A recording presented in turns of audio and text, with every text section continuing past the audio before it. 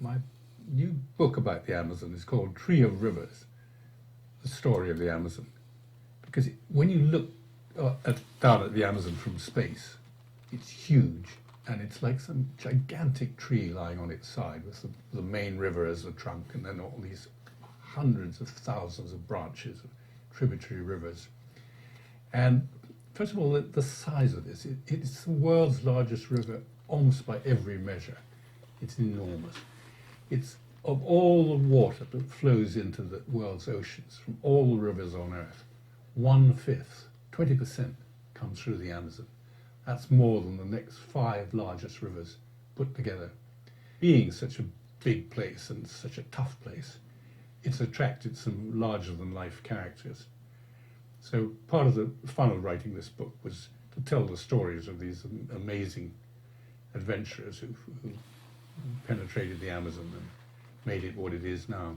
One theme that runs through this book is the contrast between the indigenous peoples who adapt and live with the forests and don't regard it as an enemy, and the outsiders like all of us. Europeans, even the conquistadors who first got there in the 16th century, were some of the world's toughest soldiers. They were reduced to pathetic, blundering, starving people within a few weeks of being in the forest, which they hated. And that, I'm afraid, has been the theme right up to the present day. Outside society, we can only cope with the forest by destroying it and trying to plant our own, import our own cattle and crops from North America or Europe. Whereas the indigenous people go on cheerfully living there and loving the forest, living in it, and utilizing all that it has to offer. Writing this book was particularly enjoyable because I was learning a lot at the very beginning and the very end.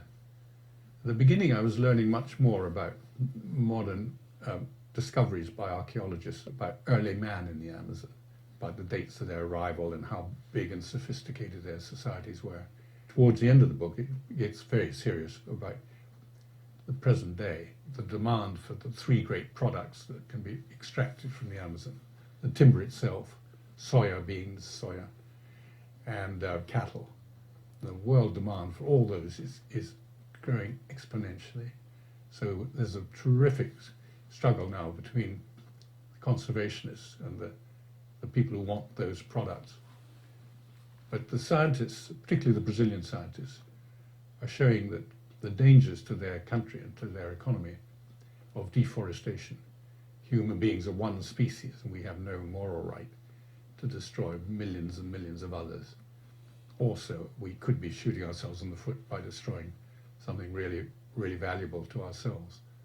So the Amazon that I love so much is really it's under threat, and it's essential for the survival of our planet that it be saved.